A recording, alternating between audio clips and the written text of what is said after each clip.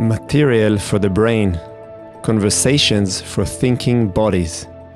In this show, together with our guests, we explore different ways in which we can develop a meaningful relationship with our bodies and minds and respond to the current state of the culture in a quest for more integrated and embodied perspectives. Hello and welcome to Material for the Brain podcast. I'm very happy to be back in this format sharing with you. I have a very exciting guest for today, and also I've been able to schedule very interesting people for the near future. So hopefully the podcast will be rolling more frequently in the near future. And before we go to today's episode, I want to share another exciting news. Within the frame of the Movement Lab, we have been working very hard in the last few months to improve and relaunch our entire member zone section, which includes all our activities around online education. And we have released a new course called Full Contact Fundamentals, which is a 3.5 hours material into the foundation of contact improvisation. It's breaking down all my pedagogical approach to the practice of contact improvisation in a very crafted way that could help beginners and people who want to dive into the practice of contact improvisation, but also to people who are already teaching or interested in venturing into teaching. It could be used as an elaborated source of reference for your teaching practice. The Full Contact Fundamental is now on a launch sale on our website that will last until the end of March. And additionally to the special price that we have right now, we are happy to offer all the listeners of the podcast an additional discount of 15% with the coupon code Material for the Brain 15%. I will drop all this information in the show notes so you don't need to remember anything, but if you're curious about it, I encourage you to visit the Movement Lab website, in which you can see the online courses section with the new course, the Full Contact Fundamentals, and also the old courses that we have launched in the past, How to Fall Safely, Fundamentals, and Advance. And then you have the possibility to practice with us also from afar, regardless of where you live. So that's about the online courses, and let's dive into today's episode. So my guest today is Olivia Court Mesa, who is a Chilean-Israeli independent dance artist. In the last 30 years, she has devoted herself to performance art through performing, choreographing, improvising, researching, and teaching. Olivia promotes the idea that performance is a conscious meeting point between art and people, and aims to use this medium as a space for individual and collective reflection. I met Olivia years ago in the context of the contact improvisation scene in Israel, and I found her to be an incredible dancer. Her choreographic work transmits a quality of precision and clarity that is fascinating to me. In our conversation, we dived into her universe, starting from the meta question of why she is engaged in choreography, into the different strategies she applies in the studio.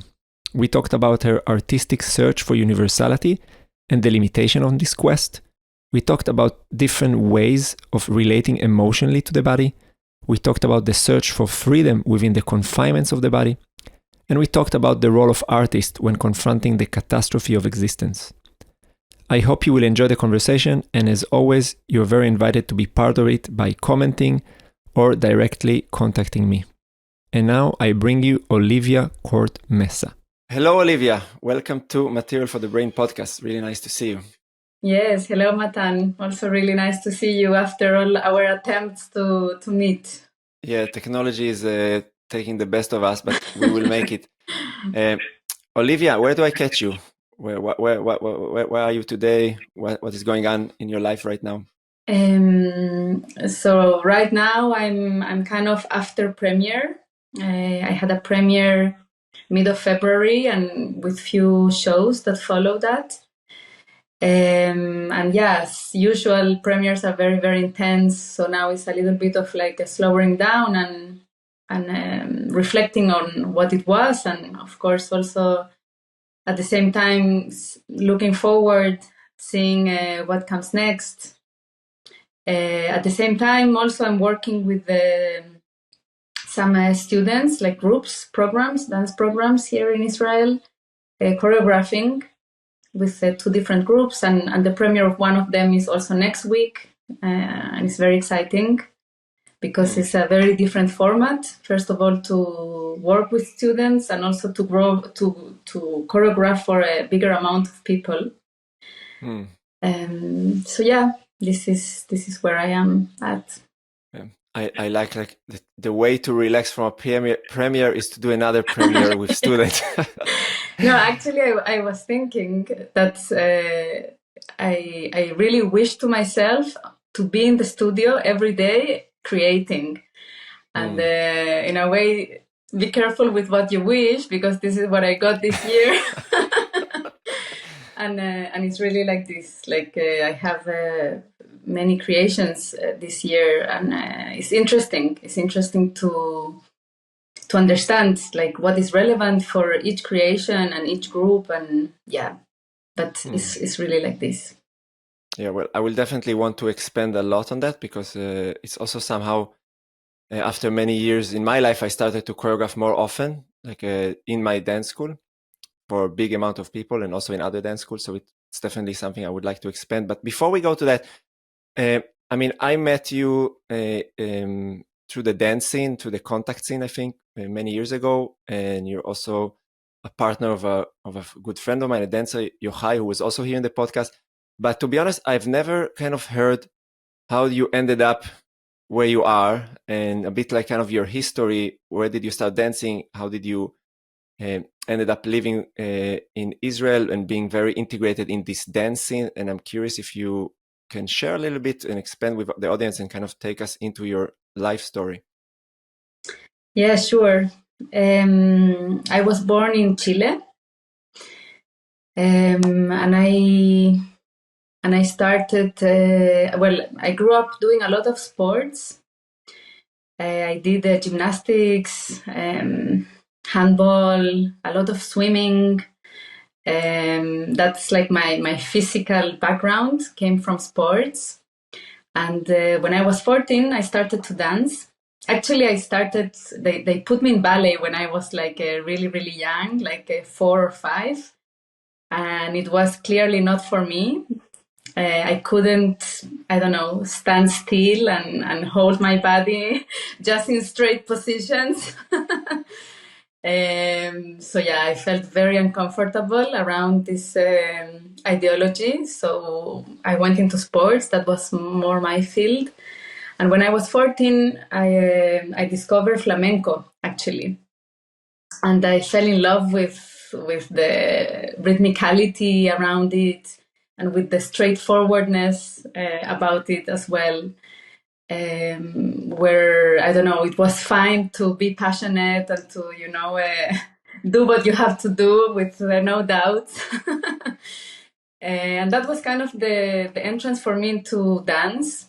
From there, I went into contemporary, and I became like completely addictive to movement, to dance. I kind of, every day after school, I just went dancing. I remember like 5-6 hours a day, like I couldn't stop, basically. And it also really helped me to go out of a very dark place that I was in with myself. So dancing had this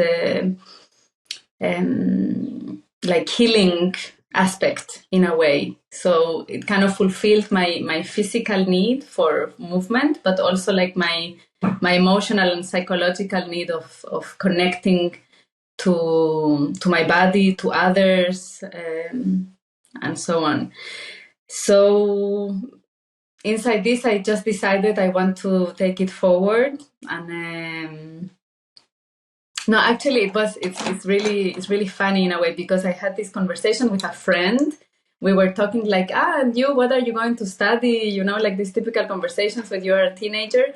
And I told her, yeah, I don't know. I think, art. And she looked at me and she was like, what are you talking about? You are dancing all day long. Like, like, why are you doubting that you have to dance in a way? And I was like, oh, wow, you're right. And then I decided to go into this journey, to take my stuff and move to Europe. I finished school earlier and I went to Germany with 17. And I auditioned for a few schools, kind of very decided to just move to Europe and study there. And I found a school in Cologne, actually, that wanted me, and I studied there. I moved to Germany, basically. I left everything in Chile, and I went to Germany, and I did... Was this university in Cologne? Yeah, it's like a Hochschule for music and dance. Yeah. So I studied there, and then after the studies, of course, I wanted to stay in Europe. Chile is very isolated. I mean, it's a beautiful country, but when you are there, you are there. I mean, there is like the natural borders, like the Pacific Ocean on one side, and on the other side, the Andes, the mountains. So it is connected to a continent, but at the same time, it's like an island because of the natural borders. And of course, it's really far away from everything. And also like the experience in Chile, I was born under the dictatorship. So I always had like a little bit of strange dialogue with Chile in itself because of this history. Yeah, I don't know, it's a much longer conversation, but there is this very big social gaps in Chile that it was always difficult for me to understand. Like it made me feel most of the times very uncomfortable. So anyway, Europe was the solution, and I studied there. And after the studies, basically, I went to Staatstheater, like the theaters in companies. I was in Oldenburg, in Osnabrück, working like in a fixed company as a dancer. And then I was also in Berlin. And in these years, I met also a few Israeli choreographers and dancers that I was always very inspired by, and I felt very connected to. So I had this, I don't know, this urge, this wish to come to Israel, and through my ex-partner, we end up here. And I kind of entered very, very smoothly to the scene. After living 12 years in Germany, I had this move to Israel. And I remember I came like with a show reel of my dance, and I gave it to a few choreographers. And it happened to be that with all the choreographers I gave this show reel, I went into projects, and then it was like a snowball of a dream in a way being fulfilled. I remember. Who were the first people you worked with in Israel? Maya Stern was actually the first one. Yes, she was the first. Then Daffy Altabed, Yossi Berg, and Oded Graf, Renana Raz. Okay. The free scene in Israel, yeah. Yes, the freelance scene. Yeah. Yeah. And like supposedly we came only for 1 year to Israel, but I really felt at home somehow. So I decided not to go back to Germany and stay here. And since then, 13 years has passed. Oh my God. And I'm here. And when did contact improvisation kind of played a part in that? Or like, was it always part of your dancing life, or was it something that came alongside a certain period of time? I did some contact, like also in Germany, partnering, of course, but really entering into the scene of contact came through meeting Yochai. That was like 12 years ago. And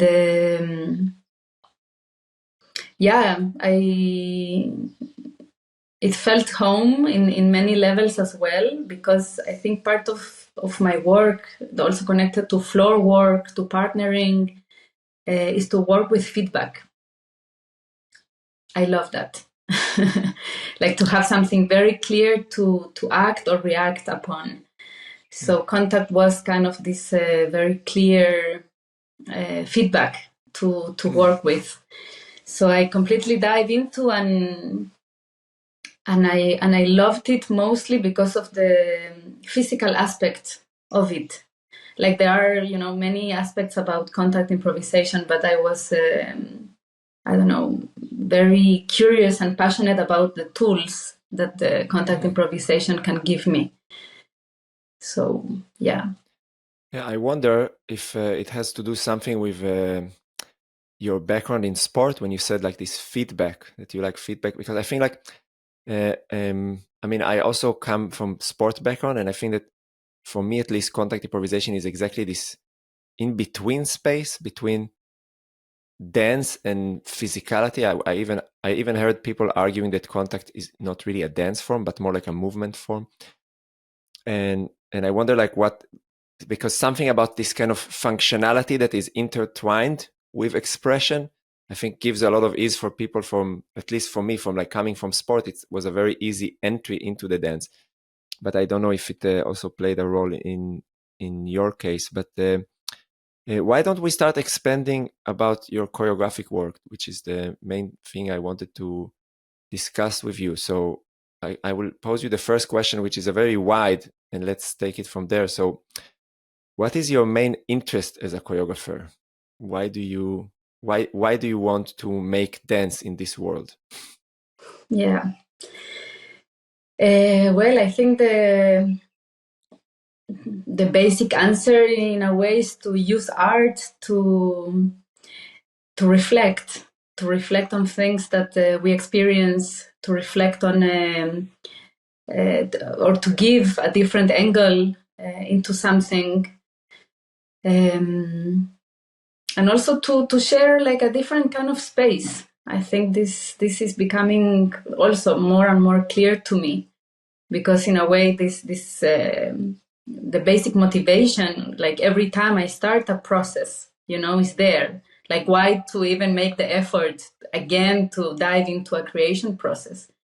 And I feel this answer is there all the time, kind of to share a different kind of space in the process, like with the dancers, and also with the audience.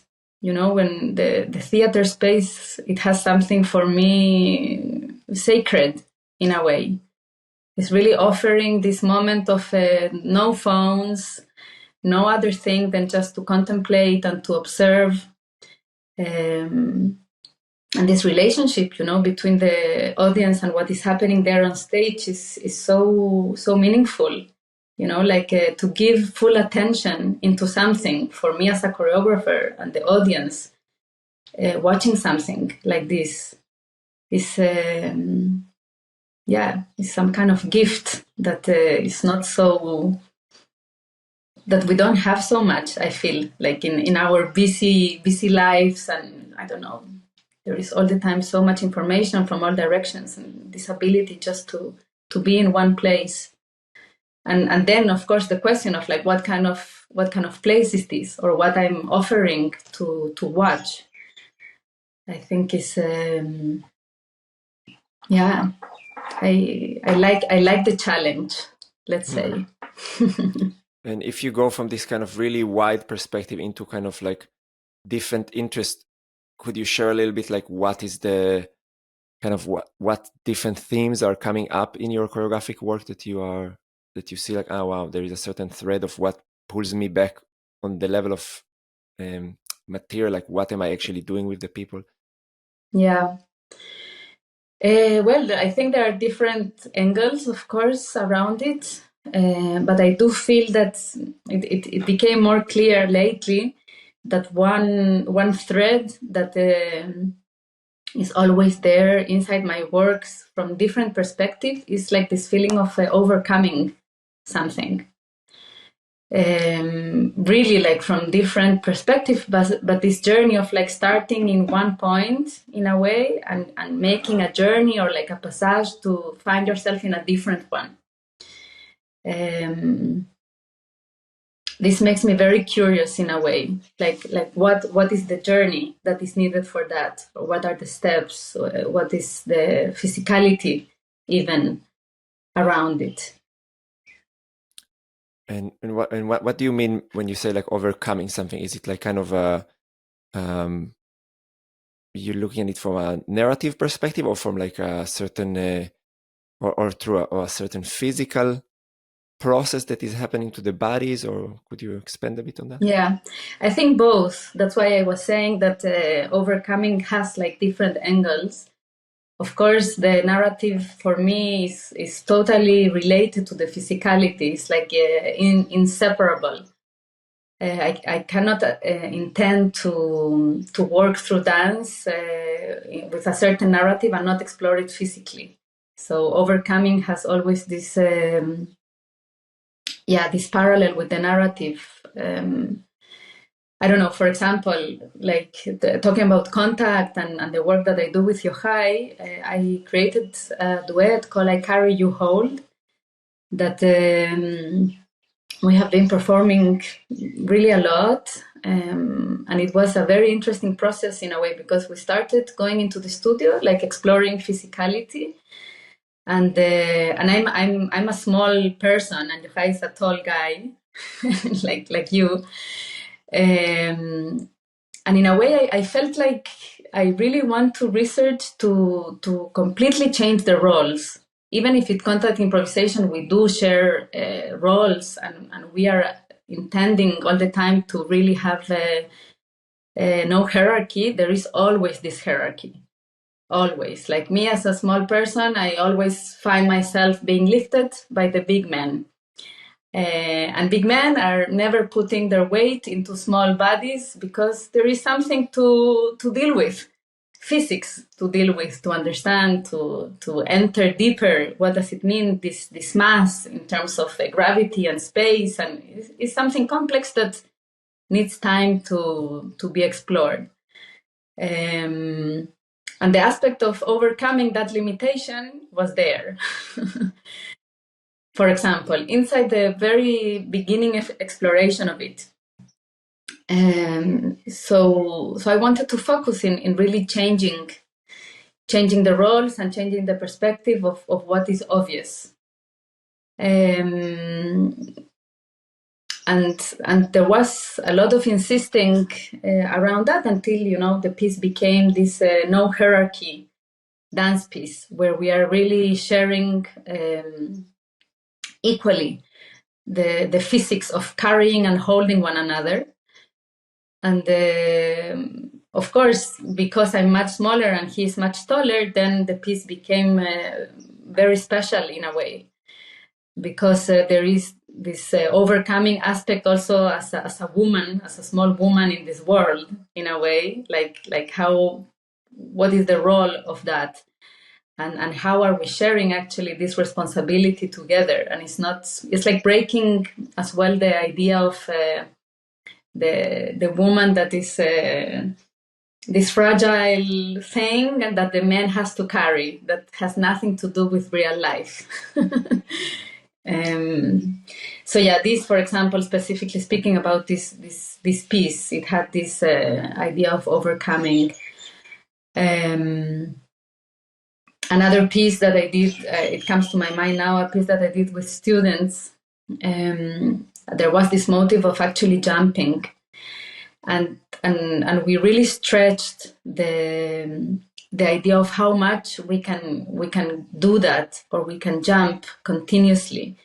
And then really physically, in a very simple way, there was this idea of like overcoming something and actually getting into the point where jumping becomes, something that is like breathing, that you don't think anymore of the effort, or that you don't feel the tiredness of just doing this action.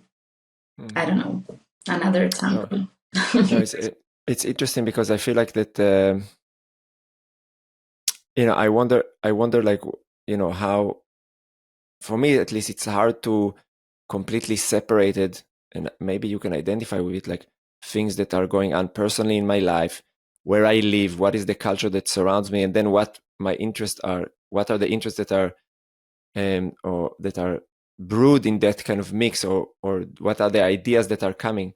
And I wonder, like, when you say like overcoming something, and also like the geographical location where you're working, I feel like that, is it connected for you? And like in those two themes, I also hear like the word efforts, so like overcoming a certain physical challenge. And I feel like that at least that's my memory, and I don't know if that's yours as well, but like living in Israel really has to do with like constantly confronting very difficult challenges. And I wonder like how, if you also see those connection between like your personal life and how these interests are coming into the studio. And maybe also to expand like on, if when you mention about the last creation with Yochai, like how does the personal relationship kind of influence the creation process? Yeah. Well, there is definitely something very, very big and strong about Israel and overcoming that is really inside the society, the land, like everything is very, very strong. But at the same time, I feel like overcoming, I could feel it in Chile, and I could feel it also in Germany. I think it's like a very I don't know, human aspect of our life. And I think personally, the wish to overcome, maybe, I can imagine for all of us, it has different ranges. For me, something that I'm always curious about it, because I feel in a way it's something that will make me evolve, or that it will make me find myself in a different place. This action of overcoming something. I don't know. It's like you like to be challenged or not, And I think this is also maybe connected to sports. If I think about it as well, like sports is constantly challenging yourself or something about it. Like you cannot stay passive in a way. Otherwise, you miss the ball. It's like. So I do think it is a universal kind of aspect in our lives, but of course I see it in Israel very, very strongly. Yeah. No, it's interesting because, like, for example, in the context that I'm working now, I feel like that there's also like a lot of people that really have very different interests in dance, and like the notion of like confronting your challenges and going beyond your comfort zone is not always there. Like there's a lot of people that are like really interested in developing the ability to just rest in what is comfortable and to say no to challenges, and like, okay, I wanna have clear boundaries, and I don't want to be taken into place that I don't feel comfortable. And for me, it's like, I feel like that, yeah, when you speak, I'm like, yeah, maybe like I want to be challenged by you as well. Like, it's kind of that's why I work with my body. But like, do you see like the other side also being manifested in your work, like just this interest also in like finding rest, finding comfort, or is it something that you're just not interested so much as a dancer? I think that comes after we overcome something. No, for real. I mean, I was thinking now when you were speaking a lot, for example, about the students that I work with, like that I think with students it's even more clear, the challenges, because sometimes it's much unknown, like what are we doing in the studio and how to handle our own bodies or like different practices.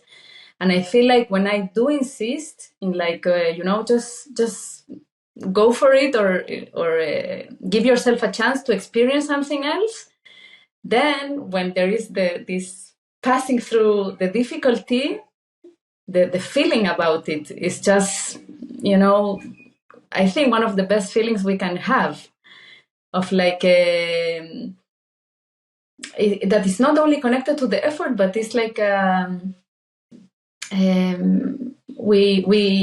feel like I can know myself in a different way. And I can also, it's very empowering in a way, because suddenly I can do something that I didn't imagine I can do, but is now possible, and I can rest and feel comfortable on this because I went through something. Like, new abilities or virtuosism or things doesn't come just by resting. I don't think so. I mean, that's not my my belief. Like, I don't know, my daughter now, like my 5 years old girl, she's now learning to play the piano. It's very simple.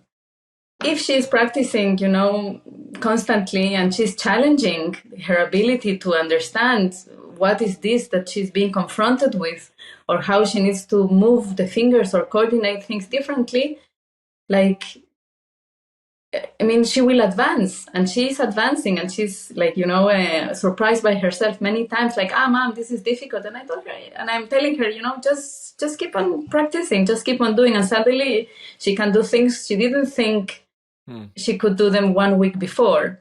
And there is just this simplicity around it, Yeah, I wanna push back a bit, not because I don't agree with you. My intuition is really with you, but kind of, to provoke us in the conversation. Recently, I've seen some meme on social media, somebody that was along these lines, that there used to be a time that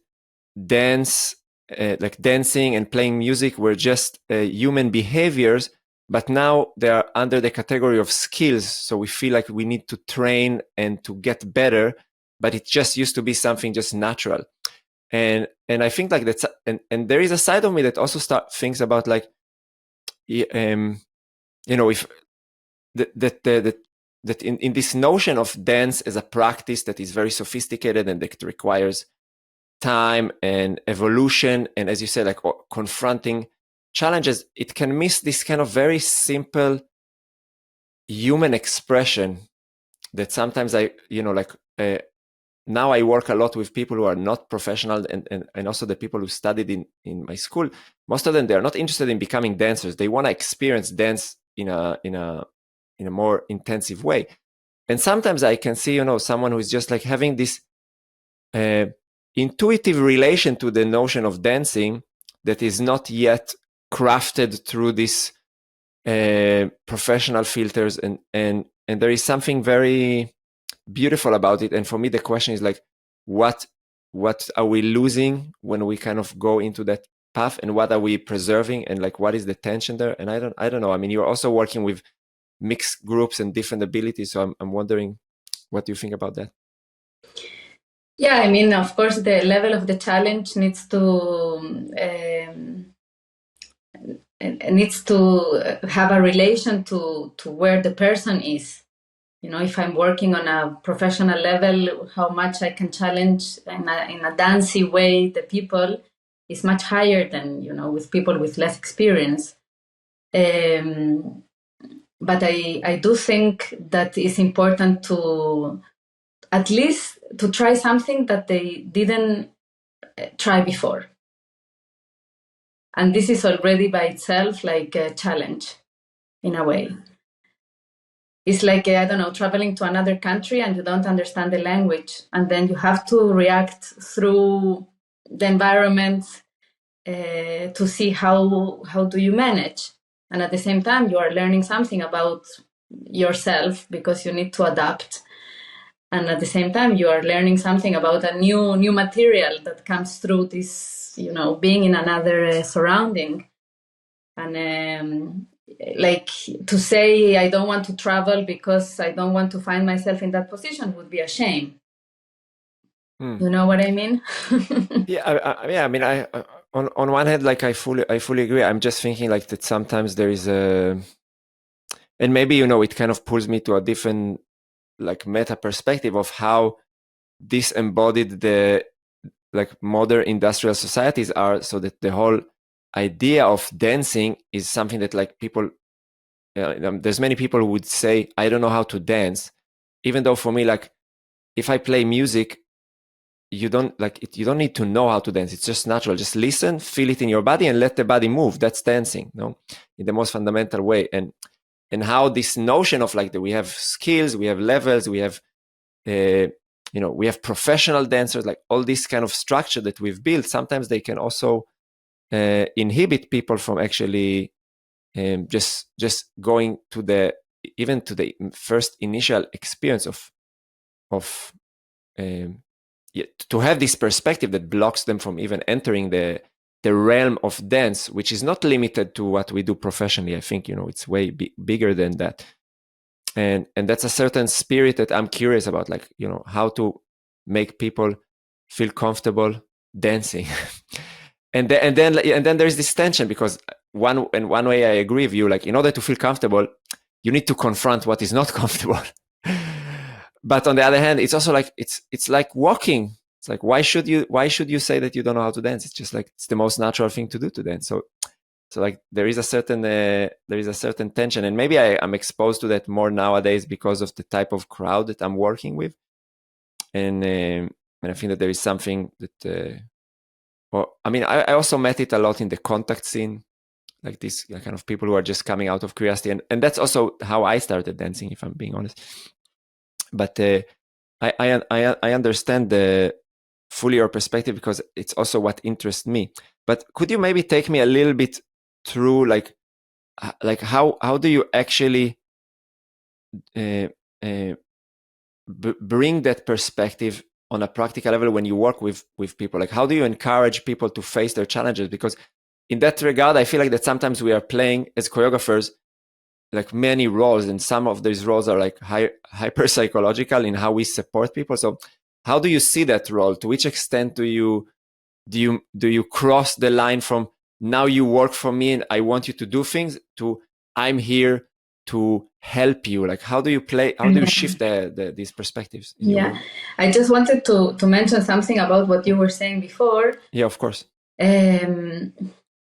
I think like it would be amazing if it would be really the case that dance is in all of us and we just need to put music and dance. I stopped believing in that. I think to dance, like if we go like from the very, very basic perspective, like without wanting to, do virtuosism or like, more challenging things, I think there is something very important to unlearn around it. Because from a very early age, I feel like we are conditioned or we have to learn in a way to behave in very boring ways. Like to hold our bodies in certain, formal and formal ways. And I don't know, like the aspect of shame when teenagers are growing, that they're inhibiting something in their way of moving. And kind of to go back to the stage that I can see now my little girls behaving with the world is a challenge by itself, to free yourself from the conditioning. So if we manage first to do that, I think then we can put music and people can just dance. Yeah, maybe I say it's natural because, like I feel like that from that perspective and yeah, the inhibitions are more socially constructed than like natural organic inhibitions about dancing. And I feel like that like I look at it kind of from this kind of metaphysical perspective of like, okay, what is music? What is sound? Sound is like waves that travels and then they physically meet the body. So there is a certain matter that travels in the space and meets the body, and if you develop if you're sensitive to it, it just starts to move you. When I put music with beat, my kids, when they were very young, they would like kind of do something with their body. It's almost like you're almost like if you don't experience yourself separated from that, if there is this kind of interconnectedness feeling, then your body will move. you have to resist in order not to move. And then, as you said, like you grow up, somebody tells you sit in a chair, study 12 hours a day, be ashamed of your body, you're too long, too fat, too skinny, too whatever. Then you don't, then like just being inside your body is uncomfortable, and you need to unpack all that. Yeah, in a way, it's like you need to find a sense of freedom again, and you need to also find yourself in a container, in an environment that will allow you to enter that. And I think going back to the other question of like how to hold that space, or like how to, I think that's part of it. And it's part of it also in offering something that people are maybe not trusting themselves that they can do, and that's already in itself, if they can do it, they can gain that sense of freedom of like, wow, I can expect more from myself than what I thought I can, you know what I mean? So I feel like it's interlinked. Even if it's challenging, I feel like the value of that, it gives these other tools to find freedom, to find confidence.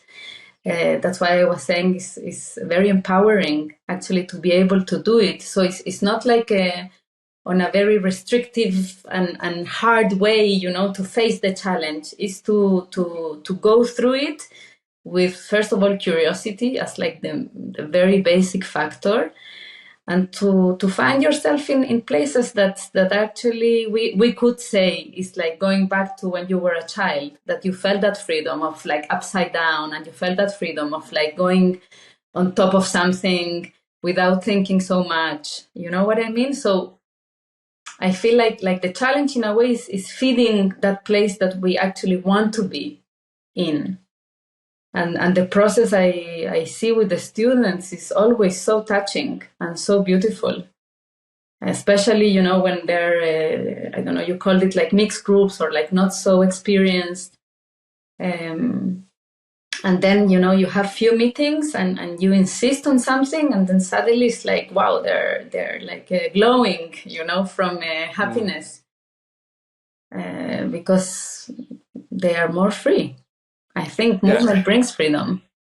Yeah, and I think that's kind of what I wanted to what I take from what you're saying is that maybe this notion of like overcoming a challenge is embedded in a value structure in which freedom is very high on the hierarchy of values and not safety. Yes. and yeah, I think during Corona, for me, this kind of these two conflicting values it really crystallized for me that like, if I need to choose safety or freedom, I always choose freedom. And to some extent they are linked, but to some extent they also go in opposite ways. And like, and first, do you agree with that, or like, what do you think about this? Yeah, I love that reflection. I never really thought about like if they're opposing one another, these two concepts, but there is something about it, of course. And I can also feel how much I'm all the time searching for freedom. I go back to my mom always is putting this example of me, like, I don't know, I think I was 9 years old or something, and I came to her and I told her like, Mom, I have to talk to you. And she was like, what's going on? This little girl being so serious. And we sat down and I looked at her and I told her, Mom, I want to be free. And she was like freaking out, Free from what? Yeah. Like, yeah, what do you mean? And I feel this value to it. So it's interesting to reflect in a different way from what you're saying, like safety or freedom. Nice. And so I just have to expand on that, like, because if freedom is so important, like don't you see don't you also see this kind of the limitation of our art, in the sense that like we are so grounded in the body, but the body is like, it's so limited. So what does freedom mean inside a body? I know for me it's like, I always tell my students, like, if you aim for like skill development, it's like trying to lift up sand. It keeps, like you're dying. If your building is gonna collapse. So like, what is freedom actually for you? In the body as a dancer? Like, what do you mean when you say I feel free? Yeah, so interesting that you bring it on. Like just the other day, I was sharing my choreographic practice with some students in Jerusalem. There's this practice program, and we were speaking, about why choreographing, and also why to choreograph in this very difficult period of time here in Israel. And the word escapism came into the whys, and I was saying like that's.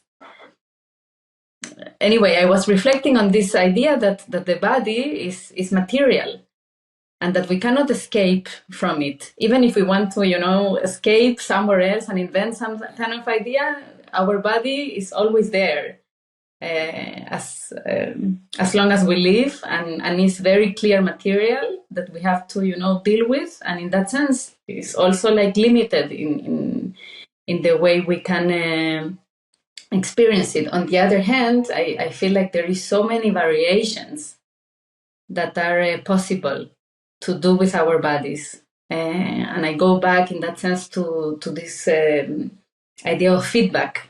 As long as I can work with feedback, I can discover even more variations. It's like, it's endless, I feel. Can you take me more into that kind of? So what do you exactly mean when you say working with feedback? What like? I'm curious to understand you more. Yeah, in a way, like if I work only with myself and I'm looking like to act upon something, I can find like the floor, another concrete matter that can work with that materiality. Like, okay, the floor, great, a wall, I don't know, the space we cannot really, although we can always use it in terms of finding direction, or like diving into different, I don't know, sense of dimension. But actual material, like the body, like you were referring now also, like is connected to the game with another matter.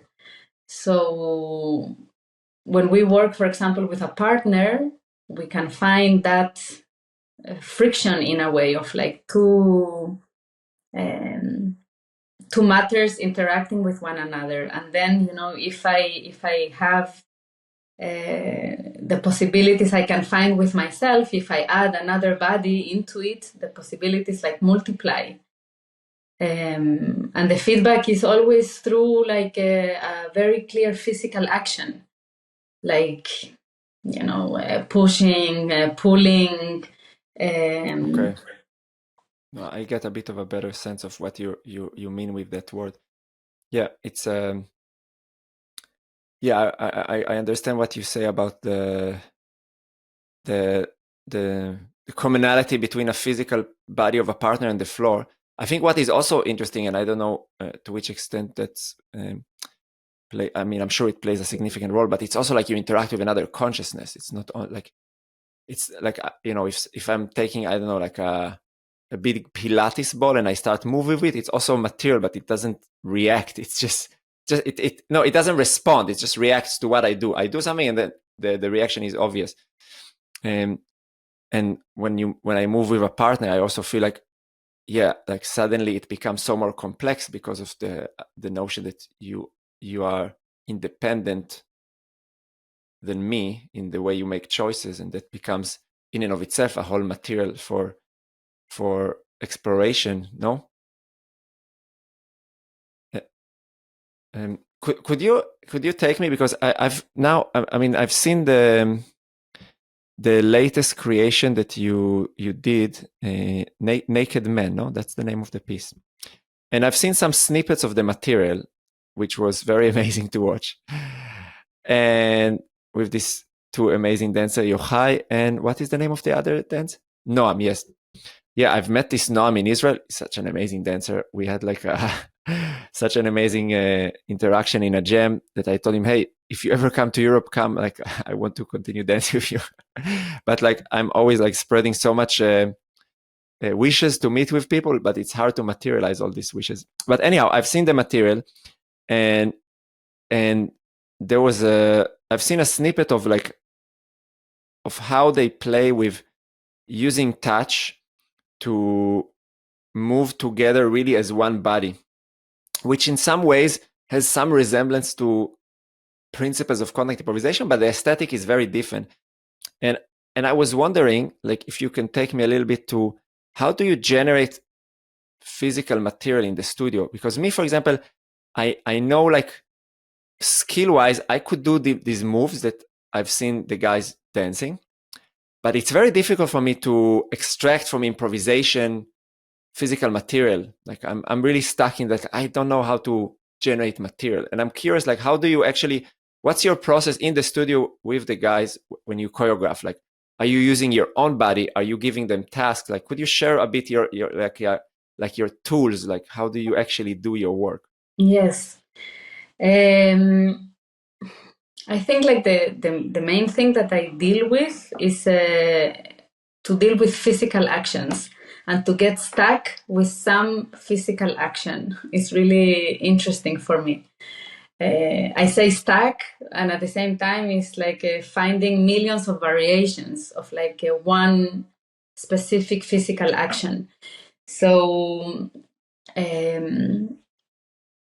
I don't know. For example, if I refer to that work, I had this idea of holding the head of your partner as an action, and then the action of the second person would be to let the head go towards the direction of gravity all the time. So if the head is not being held, it just falls down.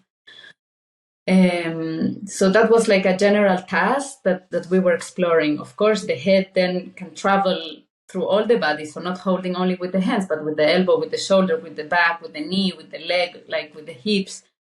And then improvising with that task, very specific task, and then finding interesting points that are happening, and then to, extract them, to take them. To build some but this is how this is. Sorry to interrupt, but this is exactly like what I'm really. For me, it's like when you say it's like, that's for me like very like just this idea of like extracting. How does it actually happening? Like, you watch okay, you give this idea and you start to play. Your dancer starts to play, and then like what? You pause them when you see something beautiful. You record it, and then you look it in retrospective. Or how does this extraction takes place? Because that's something that I find very often, like, I don't know, I'm dancing in a jam and then something really cool happened, and then I'm sometimes struggling to just repeat something that happened that was surprising, or that had a quality that was like, wow, that felt interesting in the body. And so are you really using your eyes to capture the information and then to try to repeat it, or like, how does it actually work? Because you also created a duet that you were dancing inside, so I guess you have this ability to do it also from the inside, and that's something that for me is very fascinating. If you enjoyed the conversation so far and found it meaningful, please consider to share the episode with others and to click the like button. These small actions might seem meaningless, but they are the fuel that helps the podcast project to move forward. Your attention and time is highly valued, and we would love to hear more about the insights you might have from listening to this episode. And please consider to subscribe to the channel to be notified for all future uploads. Yes. I think that's like the very first. Of course, first there is an idea, then there is the playing with it, and then like maybe taking the things that were the closest to what I was imagining in a place only of potential. And then from this place of potential, like, I don't know, to start putting some of these potential things together, and then going further into more playfulness. I'm always looking for this aspect of playfulness inside the dance material. So I'm looking, then it's adding kind of different angles, or holding certain moments more, or suspending, or moving them more clearly into some direction. So then, like, the complexity of what is it becomes more clear. And then slowly things starts to crystallize in a way. So it's not that you find movements like this example of being in a contact jam and then you do a move and it's great, but maybe it's only one movement, and choreography has to be in connection to a before and an after in a way. It's not like one single move or like one single moment. So then how to put the moments kind of together to create a phrase or a composition, you keep on adding in a way. That's what I feel. And at the very end, there is like details that comes into it, even the eyes, where you look, and like, so it's like an accumulation in a way, maybe. So to which degree do you live?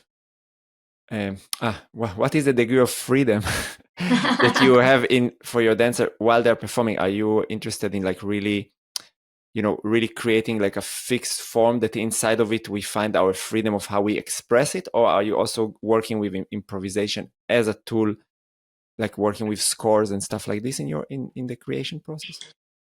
In the creation process, there are for sure like scores, but when the piece comes to an end, everything is super choreographed, like until the last detail. And the finding the freedom is to find the freedom within that frame.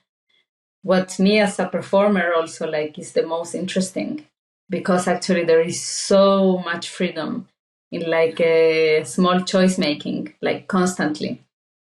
And I think that's the beauty in a way of like arriving to that resolution. And what happened to me, like we always had these conversations with Yochai, like all the time, like if to leave parts improvise, how amazing improvisation is, and like and trying it for so many times, like wanting to go to that place, but for me it never fully works, because it has there is a gap between a great improvisation and a very bad improvisation. I mean, what does it mean very bad? It's never like really bad, but I think because I really work with a sense of musicality inside my choreographic work, I feel improvisation sometimes can not be on top of that need of mine. And we have also with Yochai a lot of talks about, musicality in a way, or like this need of like living space that Yochai has many times, like kind of just leave the moment open. And I have more the need of like holding that moment in a way that I feel, I don't know if the word is control, but there is an idea of what the perception of that rhythm is, when you watch it. And I think it's the same with music, like how to hold tension, Yeah, I would say maybe instead of control, I like the word refinement, because control sounds for me like something that demands effort. But no, I totally get it. I think that for me, what I can imagine from hearing you, that it's really like a process of, it's like taking a knife and making it sharper and sharper and sharper and sharper until it's like, like it's gonna penetrate the moment. Like the choreography will be like on point. And I think that there is like a really strong power in it. But I can imagine, but I don't know, maybe that it can be quite Sisyphic in the studio, to do that process. Because again, like you're more confronted with like what is not yet there, rather than like just feeling the moment and playing with the moment. No. Yes, that's a journey for sure. that it requires a lot of like a commitment, and I think openness for sure. People that work with me, eventually the works are very precise, like from so many angles, and to find that kind of precision is it takes effort, and it takes time, and it takes patience. I also see like the theme that you brought up in the beginning, kind of I see it through that, because like the kind of overcoming the challenge, because I feel like that in performing art, everything is always improvisation at the most fundamental, because you come live, you plan to do something, but then there is life, and like, and as you said, like within this fixed frame, there's always space for this choice making. So like fundamentally, like it is more improvisation. Yes. Because we are choosing, like, and we are reacting and we are responding, but in it we are kind of rising from that nature into something that is like, the perfect form, which is kind of like there is something very human about it, like the attempt to build something that, like, the attempt to, it's almost like I see it almost as like a religious act. I'm gonna do the perfect beauty and will display it in that moment, and that's super interesting. I hardly have any experiences like that as a dancer, because in my dance school, and maybe that's a little bit kind of the chance that I had, I worked mainly with choreographer in the dance school, and also afterwards professionally, that were I remember maybe one piece that was fully choreographed, and the rest was always like some choice making on stage. And when I see the stuff that you're doing, for me, it's really attractive. But I also know that it's probably going to be very challenging to work for you. No, I think there is also like a lot of joy, like really, because I'm looking all the time for this aspect of playfulness. So it goes together. I don't think it's only suffering. No, like for real, like like, I don't know, the curiosity, the playfulness is very much there. And at the same time, even the difficulty, if we take, I don't know, the aspects of contact improvisation, of dealing with weight, that is very, very present in my works, is a challenge by itself.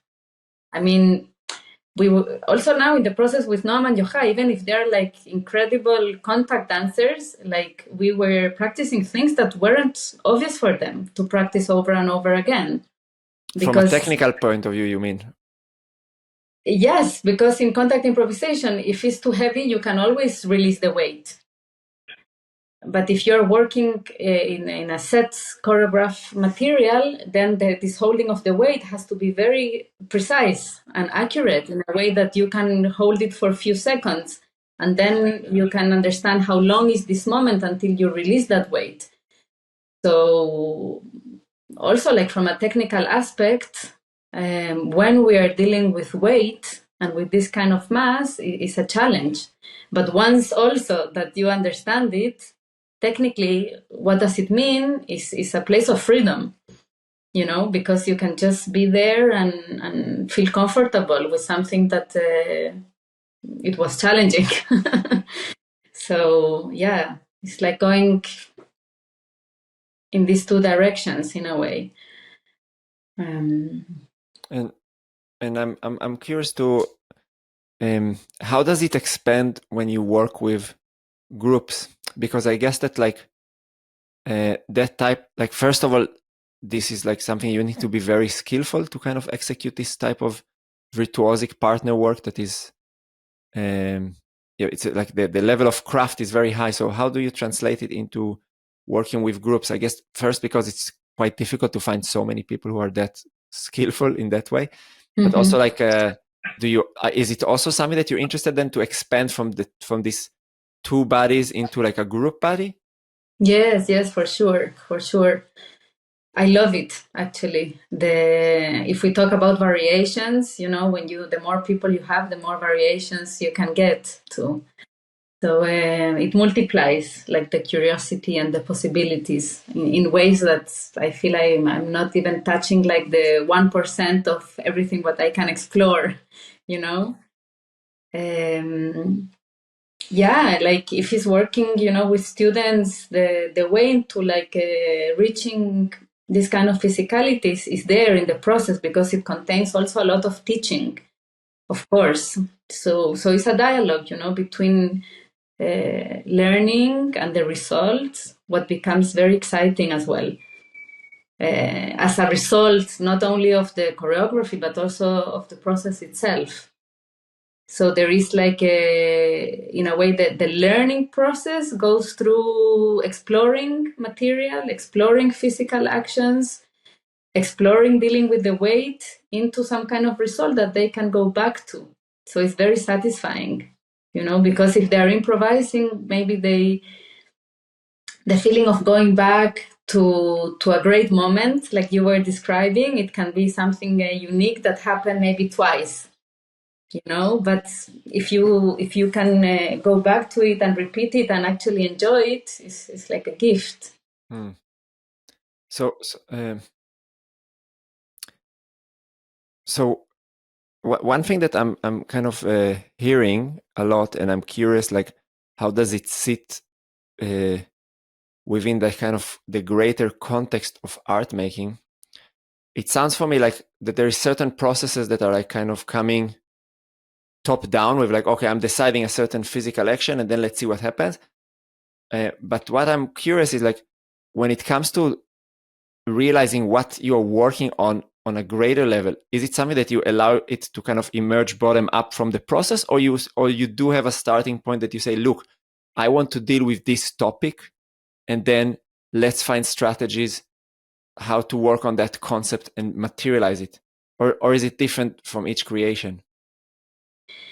Well, there are different, of course, from creation to creation, but like talking about these physical actions that I was referring before to, I feel like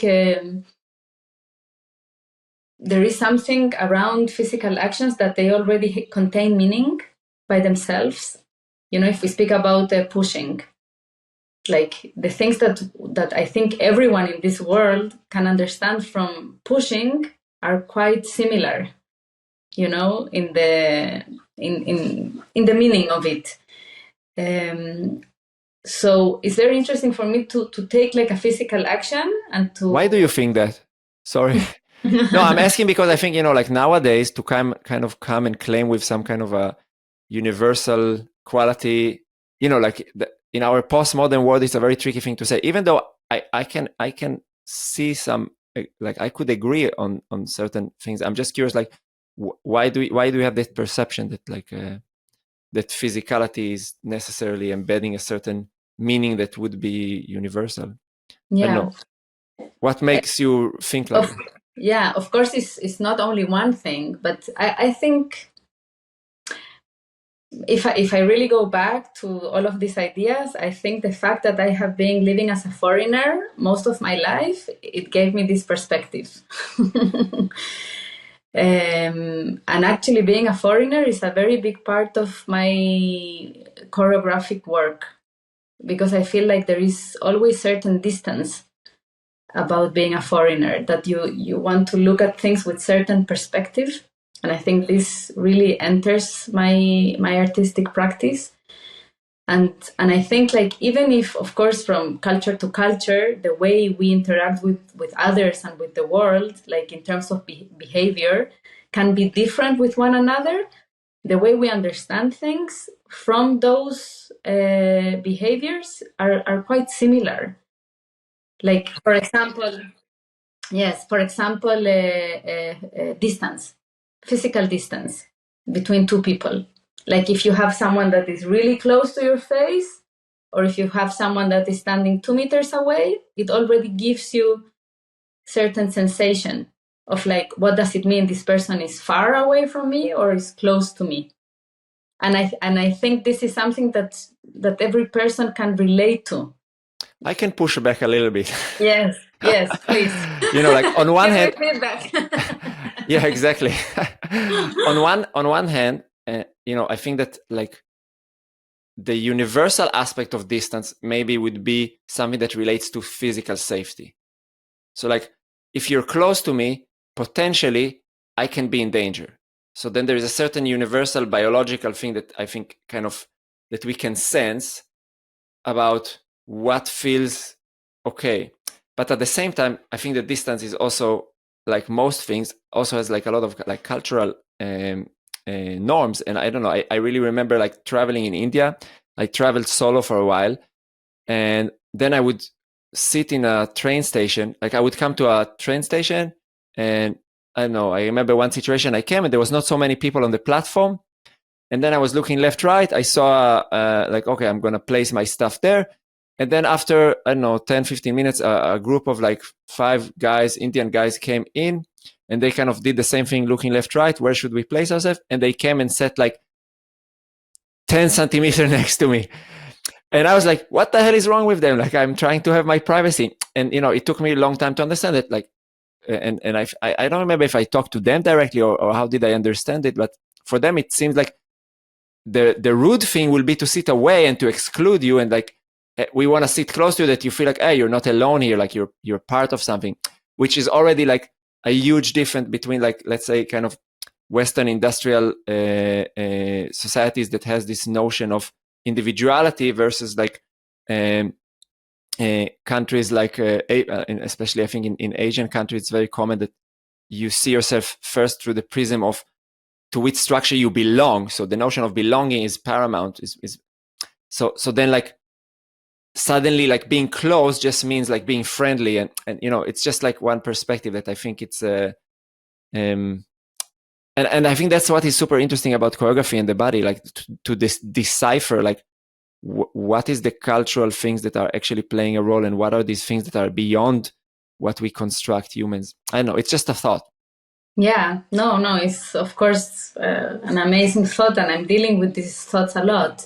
Also, you know, like if I create a piece here in Israel and I bring it to Europe, you know, like, is it still universal, or is it only connected to where I live? And this example of distance is, yeah, it's very big in the world. You know, I remember myself, even if I'm like from South America, when I went to Ecuador, I felt really uncomfortable, like with the way people were dancing with one another. Like it was too sexual for me. It was like too much to handle.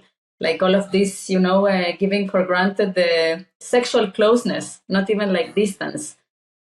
But still, you know, how we feel or react to distance is something that we all feel. Like no one is completely, how do you say, not reactive to distance. Yeah, it's not neutral. Yeah, that's, I agree. Yes, of course, we can take like distance as a main topic, and then all of these examples as variations of how distance can act upon, you know, our experience. But still, the fact that the distance is the one creating the experience is very clear. That there is a difference between closeness and 2 meters, you know, distance. So this is like one example, but you know, if it's pushing also, of course, depends if I'm pushing softly or if I'm pushing hard, how the experience will be. But the fact that you are taking something away from you, I think that's the experience. You know what I mean? Is out of your yeah. I mean, yeah. I think like the main reason why I'm very supportive of any choreographer who is attempting to touch universality, and again, I'm trying to be careful because I think it's a very complex task, is because at the end of the day, what it underlines is the attempt to look for something common and not to find what separates us. Now, in the current cultural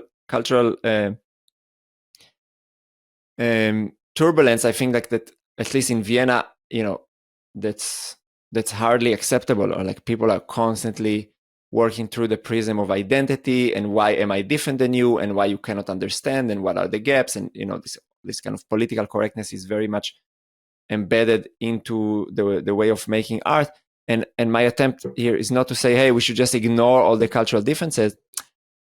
It's very good to be aware of them, because then we can be more sensitive to one another. But at the same time, it's like, where are we going? And for me, like, where I'm going, and I feel like maybe that's kind of, again, that's maybe in my belief system, and I don't know if you can relate to it, but I am going to where consciousness arises from, and that's something that is kind of common. It's not like kind of beyond this illusion of separateness, and like, where do we actually meet?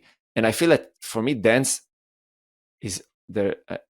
I mean, I really love the name that you gave for your pedagogical practice, the common body. Like, in movement, we can really transcend those boundaries between the bodies. We can really experience this. I'm part of a bigger body. My body is a part of a larger body. And I think that's for me the most beautiful thing about dance. But yeah, I think also, like all of these the things for me, they break down into my interest of like human behavior, and also like human psychology, like all of this observing of physical actions and how we experience them.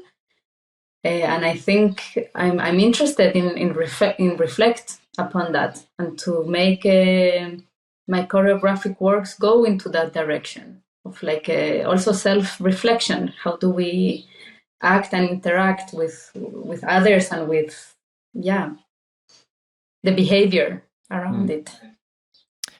There is two more things I want to hopefully manage with the time we have to talk today. One is a little bit about your pedagogical work, and I'm curious if you could expand a little bit of like what is it there that you're interested in sharing when you teach, and what are these kind of fundamentals that you come up to through the work. And maybe we can start with this, and then we will expand into the elephant in the room, so to speak, which is to talk about what I've like what is going on currently. Like, what does it mean to be an artist in the midst of a war? It's and if you are willing to enter that domain with me, I would be happy to expand on that as well. Yeah. Well, I think pedagogically speaking, I think I'm touching many of the things that we were discussing until now. I really like to work through this lens of physical actions, like really to explore how physically they act in terms of gravity, space, another mass. Like to kind of figure out the workings of it, to eventually find also easiness in how they how they work. Like this is like one aspect that is really like the physical. On the other hand, I don't know, I'm laughing about myself also when I say it, but I feel like I really love to work somehow on detachment with our own bodies. I feel like many times we are like over emotional about like our bodies, and I feel like to work with the bodies, with our own bodies as material, is also like another gift we can give ourselves to find freedom. And of course, it's like I'm not saying let's work through pain, or like let's do this kind of stuff. I'm really not interested about that. But in a way to find the easiness of like a non-emotional attachment.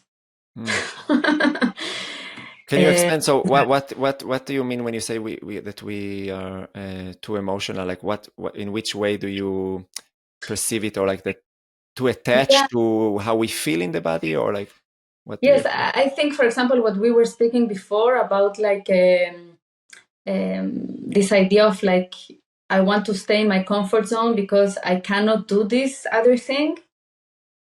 I believe it's only because we are staying emotionally attached to some kind of belief. And what is the process in a way to leave this aside and to, I don't know, explore things without that baggage, and simply to focus on the physics of things, like there is this and that, let's combine them and see what happens. And I'm not questioning emotionally, like if it feels good, if it feels right, if I'm capable, if it's fitting me, if it goes along with my stomach ache, or I don't know. And so kind of I like to give the people that freedom, or that possibility at least, to go there. Yes. Yeah, I think it's really. I'm pretty sure that it's really not separable from like the geography of where you are working, in the sense that I feel like that, at least what I'm experiencing, and maybe it's also like a very specific bubble that I am, that the notion of like not overriding your own boundaries is so important that that it's really difficult to so that in order to get to the place you're talking about, you need to really establish like a lot of steps before. But for me, like, I'm fully with you. Like, I feel like that where I see in it this idea that we know less than what we there is more that we don't know than what we know.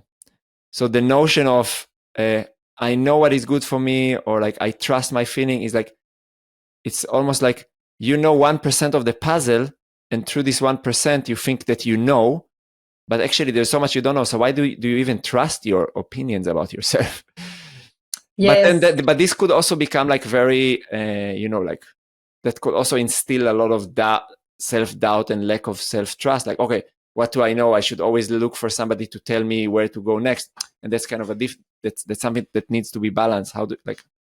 Otherwise it could be very like like almost like a cult, like just listen to what I say, I know where we are going. I think eventually to do whatever we do with curiosity and playfulness is, like, for me, the key around how to manage with these things, like that's the guide.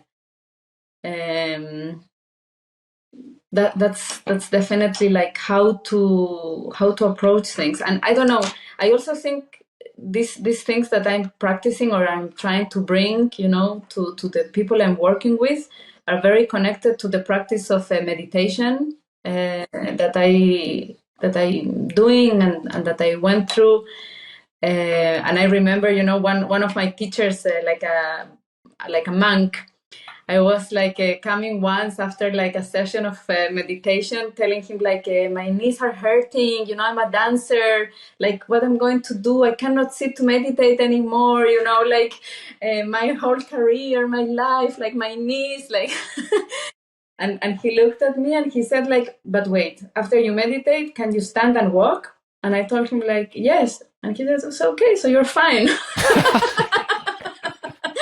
Like, it was one of the conversations we had. It was like many conversations around it. But I was very, very inspired by his presence, of course, and by his kind of wisdom, and once I'm telling like the most extreme things, and from someone that, had a very deep practice for many, many years, and he managed to get to this point that he was telling me also, my body is a box, it's an empty box. There's, in a way that for me, it brought so much curiosity about the kind of freedom of like to step out of like the attachment of your body, and to be in a place where, everything in a way is possible. And I think this is, for me, extremely inspiring to manage to get there. Like, in a way, I'm not limiting myself by being emotionally attached, and therefore the sense of possibilities are very, very wide. And of course, we go into the studio and we face tiredness and ache and many, many things. And of course there is also like moments of stopping, of resting, of everything. It's not that I'm like in the army, yes, like not at all. This is not how it looks, my classes and my practice or anything, but the sense of like let's keep on exploring possibilities. I think this is like the main title maybe for possibilities, variations. I don't know. Yeah, one thing that kind of comes in my mind, and that kind of maybe relates to this funny story of the monk, that when I remember when I studied in SEED in this academy in Salzburg, I didn't have this gap that you're talking about, this kind of looking at your body a little bit from the side, and then like every time I would have some pain, it will exacerbate, because I would have so much mental tension around it. Like, what does it mean? How it's going to affect my dance? And could I continue to like it would always carry all these potential futures that were not actually present in the moment. And now when I have pain, I was like, interesting. There's some pain now. There's always pain somewhere. So it's like, yeah. But it's like, it's not, I am not the pain anymore. But I think it's also like, just to kind of bring another common perspective that I think it's kind of I talk a lot, and I came across this a lot from for example, conversing with Nita Little, that on one hand, like, and maybe like integrating this dichotomy is an interesting thing in and of itself. Like on one side, we have this idea that, okay, you're not your body is this empty box, and just you don't need to develop this attachment to it. And on the other hand, there is this notion of like, how Nita likes to call it, like, you're not a body, you're a body mind. It's like there is no separation between your body and mind. It's like one thing. It's like, and that's the idea of like creating this fracture between the body and mind is already like problematic, because the mind is intertwined with the body. And I think that both of these things are true simultaneously. And it's not like kind of one against each other, but it's like, it's really like, I really like the idea of like, let's connect to my body, and at the same time, let's, as you say, like, how did you phrase it? Emotionally detach from the body. Like, what I like the most is to feel the body like as a vehicle. A vehicle. Yes, yeah. Because like I need my body to go anywhere I want. And I need to, take care, put fuel, like go to the garage, like, like give some, like clean it. Like cleaning is important after rehearsal.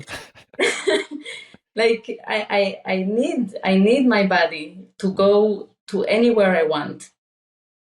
And of course, I'm the one driving it as well. So there is a very clear responsibility about like the relationship with my body. But the body is not in automatic pilot, So I like that relationship. Of course, the mind is there to drive this vehicle, but at the same time, it's not the thing that is leading. Interesting.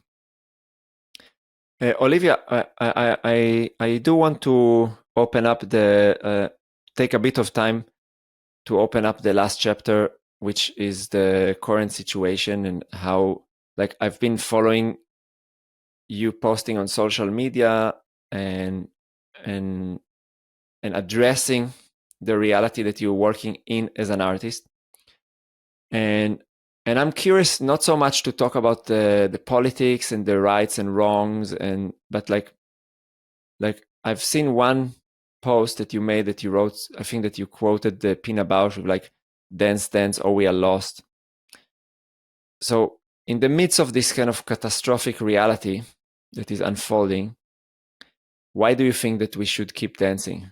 And like, how do you experience yourself, and what do you think is like your role as a dancer, as a choreographer, as an artist, when life confronts it with the most catastrophic of all things, which is war?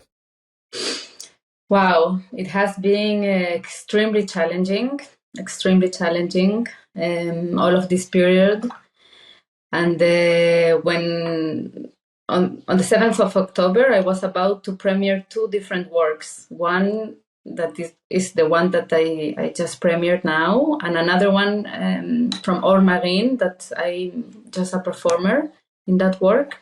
But we were really just about to premiere, and when the 7th of October came, like there was this crazy void of like we were almost in this peak, and then us as artists, as dance makers, as performers, the feeling of like we are completely irrelevant was very, very clear. Like kind of the very basic needs to be covered very fast, you know, like safety, food, water, all of these things. So the idea of like dance and moving and, you know, going to the studio was like so irrelevant that it was painful in a way, you know, like there were a few weeks that we were having this situation with Yochai that of course we only needed to take care of our girls and the family and make sure that we are safe. And then asking, you know, like what are we doing? Like how are we helping the world? What is our role today and always? You know, it felt like it's the most maybe superficial thing, you know, to dance. That was really, really the feeling. And also like for me, I guess in connection also to my history, what I was mentioning a little bit about Chile, this gap, social gaps. I felt like this ugly sensation of privilege. That only because I'm privileged, I can dance, or I can even think about like theater, you know, or like performance art. It felt like. Yeah, I didn't like it. I didn't like this idea. So that was kind of the beginning of it. We were abroad. We then came back to Israel. I actually, when we went abroad, I was like, okay, I'm never ever going back to Israel again. Like, I don't want to live there. But after a while, like for many different reasons, I felt like I do want to go back home. Like I called it home, and I felt like this is where I belong and where we belong. And I want to go back there. And then after we came back, I found myself in the studio again, kind of because we were invited to do some performance, and then some teaching came back, and then I found myself again in the studio, and it was like, wow! It felt like I can breathe again. It felt like water to my body after like really few weeks of freezing in a way, of like not being able to even think about movement and dance. And I found myself in the studio also not alone. I found myself in the studio with other people, and this feeling of thirst and the necessity of connecting to our bodies, of being present in the very moment through the practice of movement, and also connecting to one another through movement. It felt like the most essential thing ever. So there was this like really black and then white in a way in the experience. And then, you know, in the no verbal way to be able to communicate with one another, also like the pain and the despair and kind of the ability to start processing things through moving. It was like, wow, this is what I have to do, and this is where I'm needed, and this is like how humanity can, be saved, like in that extreme, like I'm going like all the way, but it really felt like this. Also, like as an action for peace, Because when we are not in this constant talk and we are not busy with the right and the wrong and whatever, and we are managing to, through the practice of movement, connect to the present moment, suddenly there is quietness. So that was like that. And then, of course, there was this piece that was cut like in the middle of the process. And then all of these thoughts of like, one thing was to move, to dance, to teach, to be in the studio. And the other thing was to continue the creation and to go to the space of the theater. But it wasn't obvious for me at all because of all these things of like feeling privilege, you know. But then, you know, we decided to go back to the studio also because of the theme of the piece. I felt it's really touching something that for me is very strong in this frame of war. That is like how men act. And I felt a very big motivation to touch this topic and to understand it from maybe this new perspective again after these few weeks of not being in the studio, of not dealing with dance, and to feel the war, how it's like really changing our lives. To dare to check it. And the more we were in the studio, the more I felt the relevancy. And at the same time, what it wasn't obvious at all for me as an artist, like this huge responsibility of like what I am going to share in this moment in front of others, you know, it feels like it can't be whatever. And it was very difficult, very, very difficult to have these questions and also to accept in a way what comes out and what is there, and to, I don't know, to stay open, and to say yes, you know, to just say yes from the perspective of like the dancing is really, really important. My own experience, you know, of feeling the importance of dance. And then, you know, the wanting also to share that, to that other people, even through watching, can feel that they can connect to something. I don't know. For me, is bigger than anything else in a way. So yeah. Yeah, I find it another dichotomy to overcome is that dance is the most insignificant yet fundamental thing that we can do. And yeah, I mean, what I hear from like all our conversation and when this topic comes is like, I have like kind of a wish or a vision of a society in which, you know, dancers, choreographers are not being viewed as like a, you know, privileged artists who are like completely disconnected and just living in their own bubble, but that we are kind of being perceived as body expert that knows how to hold spaces for bodies, and how this kind of embodied way of being in a room with other can really serve for like processes like overcoming identity issues, coming together, and, you know, like in the land of Israel, Palestine, that's kind of very much needed.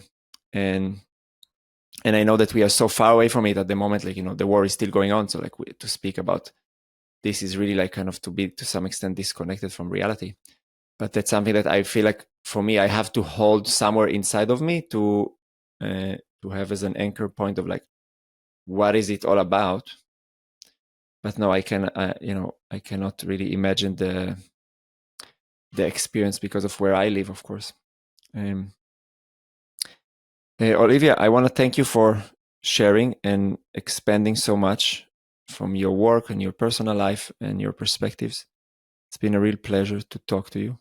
I really hope that we have a chance to meet also in the studio sooner than later. Like, it's every time we haven't been in Israel for so long, but now I'm even more curious to spend time. And practically a very good friend of my wife moved to the same kibbutz where you live. So yes. so now it's a bit easier to have multiple reasons why to come to Bet Nil. Amazing. Maybe before we finish, maybe if you want to share with the audience, people who are curious, how they can kind of get in touch with the work that you do, or see, listen more, like if there is anything that you want to share with people who are listening, where to find you, or... Yes, well, Facebook, Instagram. I try to be active on social media, although it's not. I need to be better. I also have a website. Yeah. Okay, Yes. so I will drop all these links in the show notes for people who wants to follow and connect to your work further. So, yeah, thank you very much for the time. Thank you. Yes, it was great. Until the next time. If you want to see more precious and insightful moments, make sure to check our short clips playlist. To see longer interviews, check out the full episode playlist just below it. And to be notified for all future videos, click the subscribe button and don't forget to hit the notification bell. See you on the next episode.